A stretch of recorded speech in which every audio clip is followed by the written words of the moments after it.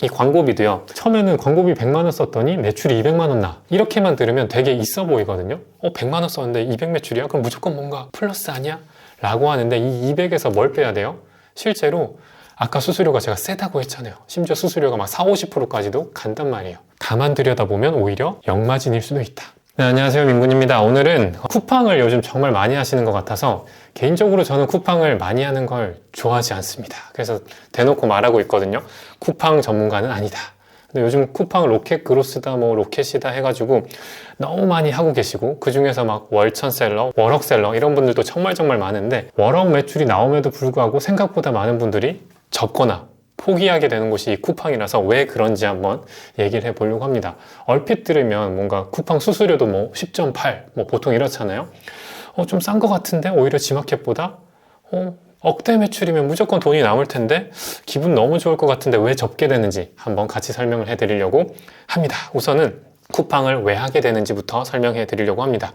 모든 셀러분들이 요즘은 쿠팡을 안 할 수는 없습니다. 심지어 저조차도 하고는 있습니다. 그냥 계속 욕을 하면서 하고 있는데, 하는 이유는 일단 압도적인 이유 때문이죠. 지금 보시는 것처럼 네이버랑 쿠팡 점유율이 뭐 큰 차이는 안 나지만 압도적으로 쿠팡이 그래도 1등을 하고 있습니다. 뭐 네이버 빼고는 다른 마켓들은 심지어 이 정도의 비율도 되지 않죠. 결국은 지금 국내 온라인 시장에서 쇼핑을 위해서는 쿠팡 앱이 1등인 거죠. 네이버는 사실 쇼핑도 있지만 검색 엔진도 있고 뭐 카페, 밴드 너무 다양한 것들이 있잖아요. 보시는 것처럼 쇼핑만으로 지금 이커머스 점유율이 23%로 1등이고, 최근 들어 뭐 욕을 많이 먹고 있지만 그럼에도 불구하고 현재 월 사용자 수가 3,483만 명입니다.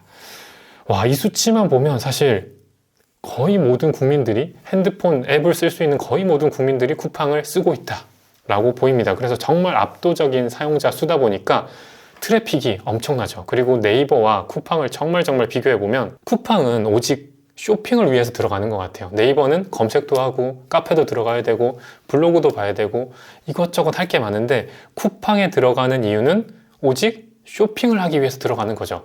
그래서 우리 같은 판매자로서는 안 할 수가 없는 곳이고요. 이 3,484만 명이 오직 쇼핑을 위해서 쿠팡 앱을 켠다는 거. 그렇기 때문에 쿠팡을 무조건 하게 되는 것 같습니다. 그리고 쿠팡이 이렇게 된 이유는 당연히 이 로켓 배송의 힘이 있습니다. 내일 도착. 예전에는 이 내일 도착도 좀 당연하진 않았던 것 같아요. 오늘 주문하니까 내일 도착하네, 이거 되게 빠르다, 이렇게 생각했던 것 같은데, 이제 쿠팡은 이게 당연한 것이 됐죠. 지금 주문하면 심지어 오늘 밤에 오네, 혹은 내일 새벽에 오네, 내일에는 무조건 도착을 하는구나 라는 확신을 주게 되면서 압도적으로 1등이 된 것 같습니다. 심지어 쿠팡이 이제는 조금 더 비싸도, 저 같은 경우 그래요. 사실 바로 받고 싶거든요. 내일 콘센트가 필요해. 지금 여기도 막 이제 막 제가 청소하고 막 꾸미고 있다 보니까 당장 이 콘센트가 필요한데, 다이소는 가기 귀찮고 심지어 뭐 조금 더 좋은 거 사보고 싶기도 하고, 그리고 주변에 슈퍼나 이런 것들은 좀 닫은 곳도 많고, 이러다 보니까 내일 당장 받고 싶을 때 로켓으로 산다는 거죠. 심지어 그 제품이 네이버 쇼핑이 좀 더 싸더라도 얘를 사게 되는 것 같습니다. 그래서 쿠팡 같은 경우는 지금은 심지어 좀 더 비싸도 도착 보장이라는 이 메리트 때문에 사람들이 사게 되는 것 같습니다. 그리고 저도 사실 하고는 있는데, 쿠팡이 다른 마켓에 비하면 역사가 짧잖아요. 그러다 보니까 광고가 즉각적입니다. 이 즉각적이라는 게 아직 뭔가 체계화되거나 아마존처럼 완전하게 무르익진 않았어요. 그러다 보니까 기회이기도 합니다. 오래되지 않아서 지금 계속 로직을 바꾸고 있고, 그래서 오래된 셀러건 신규 셀러건, 때로는 신규 셀러가 더 많은 노출 혜택을 보기도 하다 보니까 광고비를 쓰자마자 노출이 되고 판매가 되는 걸 너도 나도 많이 경험하고 있습니다. 그래서 돈만 쓰면 바로 팔리는구나, 이걸 경험하는 순간 네이버보다 뭔가 좀 빠르네, 이런 느낌들을 너도 나도 저도 다 겪고 있다 보니까 이 쿠팡을 하게 되는 것 같습니다. 그래서 저도 열심히 광고비 써보고 된통 당한 얘기를 그럼 지금부터 한번 해보도록 하겠습니다. 자, 그러면 아니, 돈이 대체 왜 안 들어올까? 매출이 1억인데도 돈이 왜 없을까에 대해서 한번 얘기를 해보려고 합니다. 돈이 묶이는 지옥의 메커니즘이죠. 쿠팡이 진짜 얄밉기도 하고, 보통 쿠팡이라고 안 하고 그 욕을 조금 붙여서 쉬팡이라던가 개팡이라던가 이렇게 부르는데 공감이 되긴 해요. 심지어 통장에는 1억이 찍혔는데 왜 내 수중에는 돈이 없을까? 이런 것들을 실제로 경험하게 됩니다. 쿠팡은 우선 제일 제가 좀 불만인 게 하나가 요거예요. 요 영수증 보시면 잘 모르실 텐데 여기 보시면 부가세라는 게 있습니다. 다른 마켓들은 다 이 부가가치세를 포함해서 알려줘서 뭔가 좀 계산하기가 편했다면 쿠팡은 모든 것이 부가세 별도로 나와요. 그래서 늘 쿠팡 수수료에서 1.1을 곱해서 계산을 해야 맞아떨어져요. 이걸 늘 빼버리면 생각보다 수수료가 저렴하네? 그냥 해버리면 나중에는 부가세가 고려가 안 되게 됩니다. 그리고 쿠팡 제가 광고비 쓰고 이렇게 하면 잘 팔린다고 했잖아요. 그러면은 정산의 늪에도 빠지게 됩니다. 이게 쿠팡 같은 경우가 정산이 느려요. 그리고 쿠팡은 어떻게 해야 돼요? 뭐 저처럼 이제 무재고 위탁으로 해도는 되는데 그래도 좀 큰 매출, 쿠팡을 통해서 내가 정말 엄청난 매출과 수익을 내고 싶으면 아까 봤죠? 사람들은 쿠팡은 내일 받을 수 있기 때문에 많이 합니다. 결국은 로켓그로스라고 하는 쿠팡 창고에 내 물건을 넣어야 돼요. 넣어야 팔리는데 물건을 넣으려면 어떻게 해야 돼요? 물건을 사야겠죠. 그러니까 제가 하는 무재고 대량 가공 이런 것과의 큰 차이는 물건을 먼저 사서 넣는다는 게 저는 무재고로 하는 입장으로서는 굉장히 불편한 거죠. 왜냐면 저 같은 경우도 그래요. 길게 보면은 월 매출 1억이 됐을 때 그게 돈이 불어서 돌아올 때까지 최대 한 달 정도가 걸리거든요. 근데 쿠팡은 물건을 먼저 사야 돼요. 저는 주문을 보고 사는 게 제 스타일이었는데 먼저 사서 넣어야 되다 보니까 돈이 사는데 먼저 돈이 들어가잖아요. 그리고 그 물건이 예를 들어 중국에서 사면 내일 오나요? 아니죠. 수입부터 재고 검수 그리고 통관 그리고 나까지 들어오는 데까지 기간이 또 걸리게 됩니다. 그러다 보니까 쿠팡은 지금 물건 사서 넣고 이게 심지어 안 팔릴 수도 있고 팔리게 되면 돈으로 들어오는데 최소 저는 2달을 잡아야 된다고 봐요. 그러다 보니까 이 정산이 늦는 것도 그렇고 시작부터 돈이 들어가는 게 정말 크다고 생각이 듭니다. 쿠팡 같은 경우 이 정산의 방식이 두 가지로 나눠지는데 하나는 주정산이고 하나는 월정산이에요. 이것도 약간 치사하게 써놓은 것 같아요. 그냥 너가 받을 돈 매주 마지막 날 기준으로 15 영업일, 이것도 저는 말장난이라고 생각을 합니다. 그냥 뭐 15일 뒤에 주는 게 아니라 15 영업일이에요.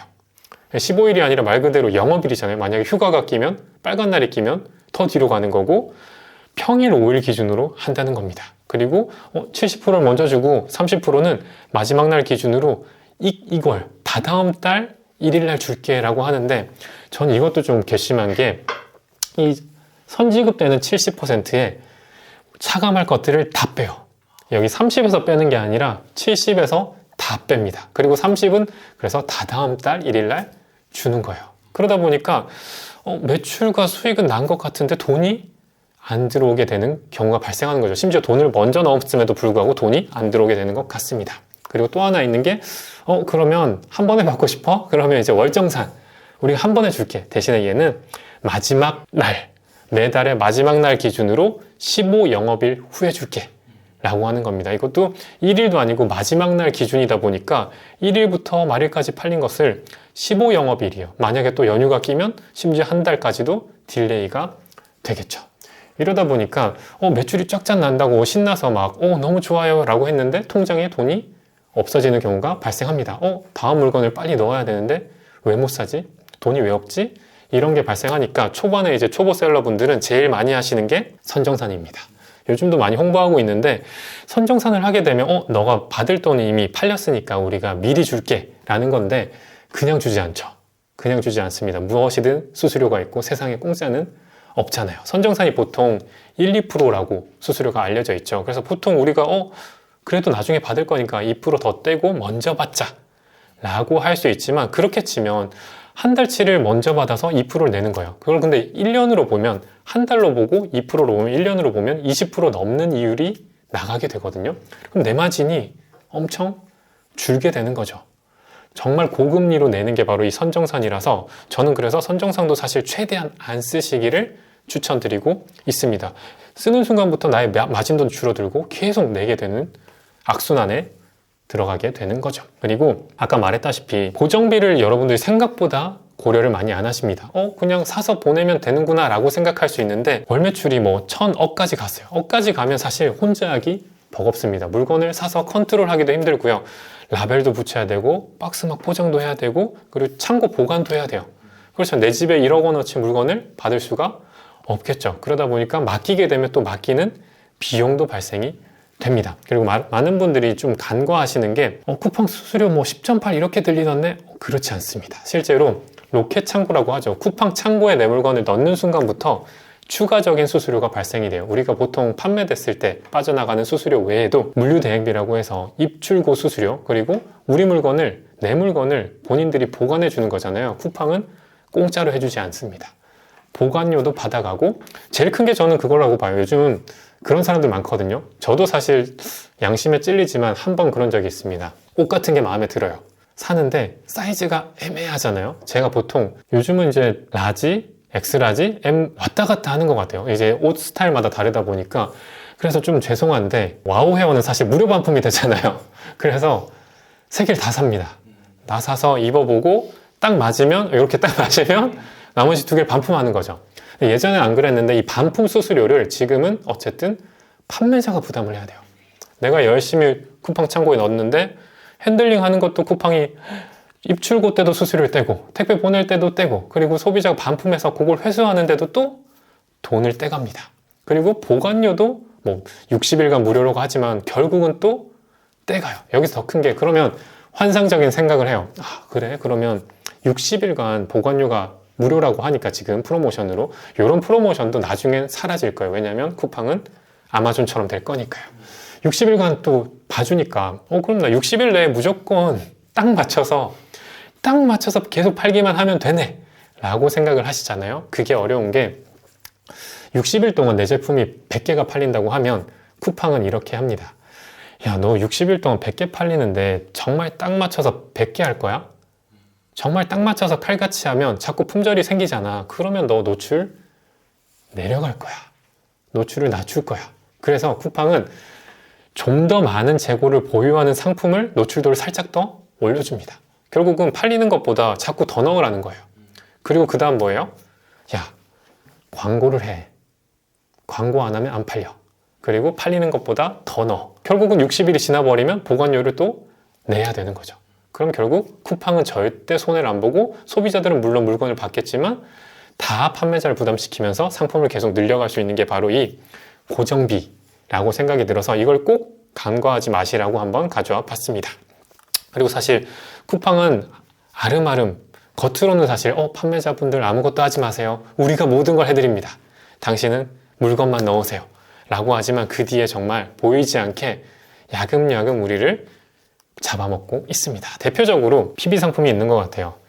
이것도 아마존도 비슷합니다. 아마존 베이직스라고 해가지고 아마존도 물론 잘 팔리면 그들의 브랜드로 생산을 해요. 근데 쿠팡도 이걸 그대로 따라해서 어떤 상품이 잘 나가는지 그들은 너무 잘 알잖아요. 심지어 쿠팡 내부니까 이 상품 몇 개 팔렸는지도 데이터로 있을 거란 말입니다. 그래서 내 제품이 슬그머니 되게 잘 나가요, 어느 날.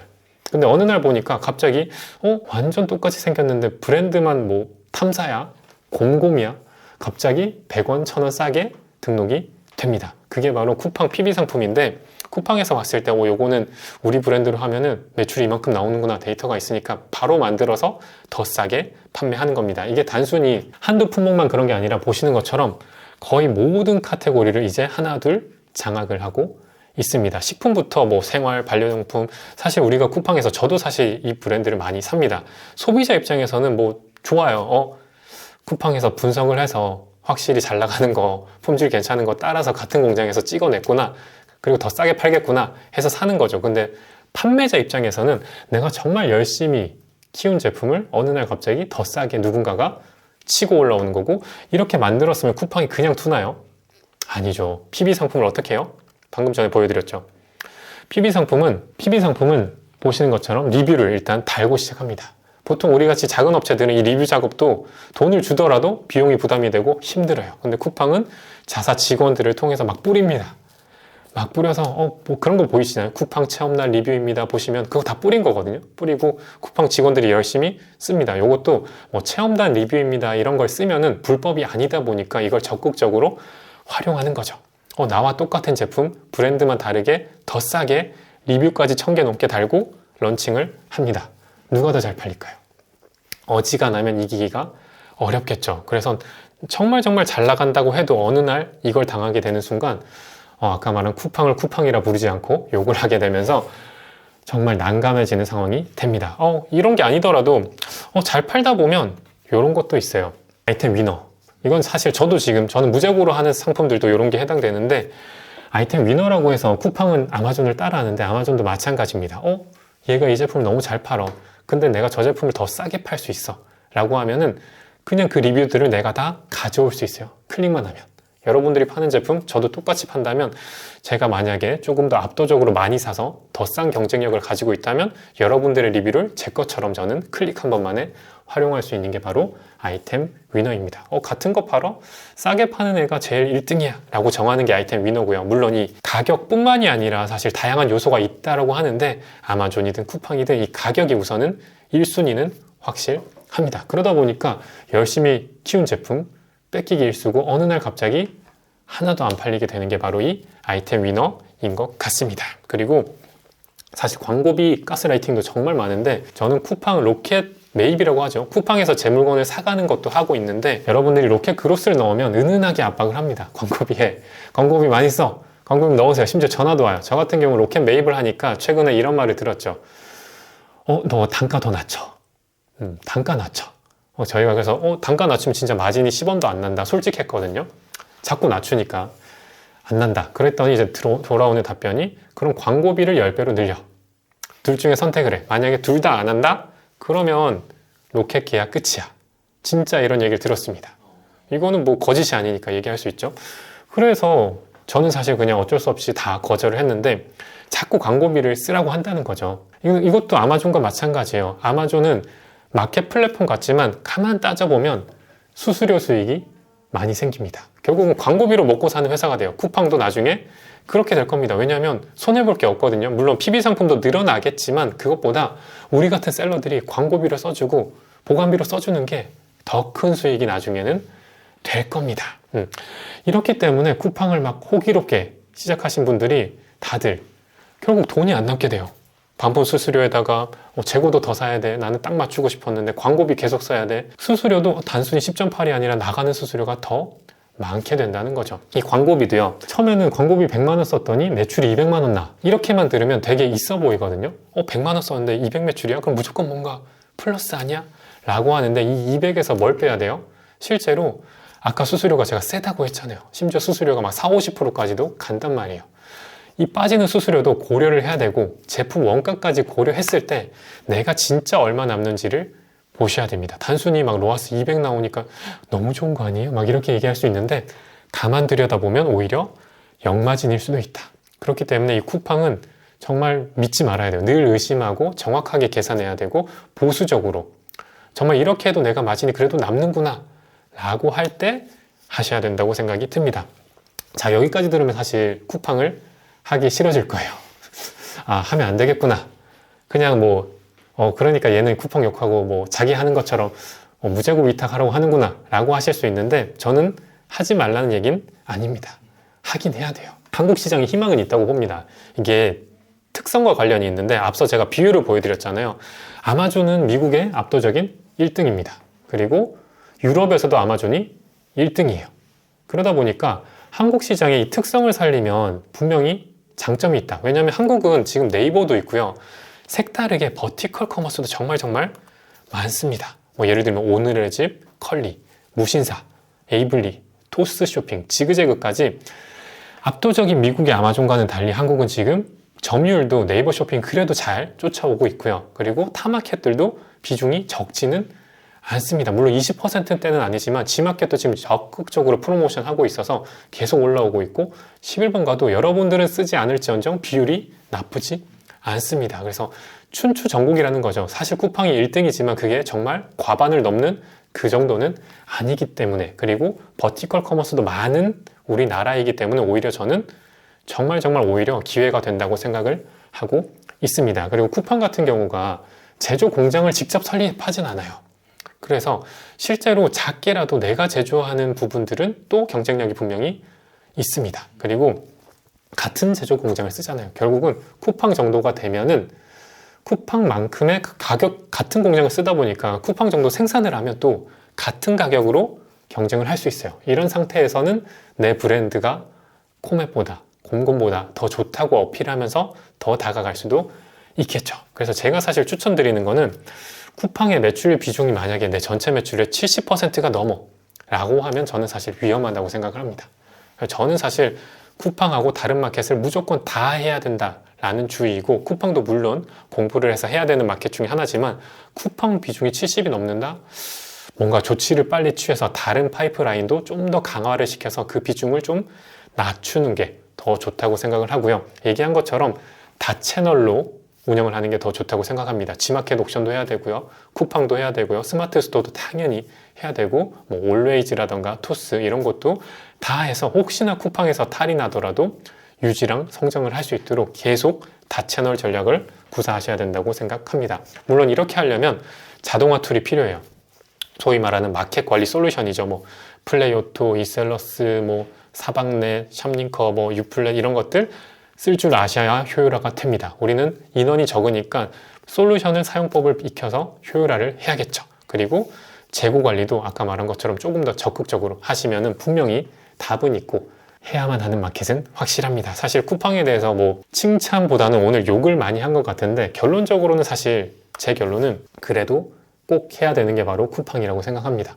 로켓 그로스는 초보일 때는 하지 말라고 추천드려요. 아까 말했다시피 먼저 돈을 쓰는 건 리스크가 정말 크다고 생각합니다. 그래서 저는 리스크를 최소화하는 걸 좋아하거든요. 그래서 무재고로 먼저 시작해 보시고 그 중에 반응이 있는 것들을 로켓으로 넣으면 더 효과가 클 확률이 높구나, 돈을 잃을 확률이 낮구나, 확률을 최소한 낮춰 가시면서 그 데이터를 활용해서 바로 로켓 그로스를 하고, 그 다음에 쿠팡이 PB라네, 나도 그럼 이제는 돈을 벌었으니 그럼 같은 가격으로 내 브랜드를 좀 더 세게 해야겠다, 이런 식의 전략을 구상하면 저는 더 좋다고 생각을 합니다. 오늘 열심히 욕을 했지만 그래도 다 같이 많은 마켓을 입점해서 잘 팔았으면 좋겠습니다. 감사합니다.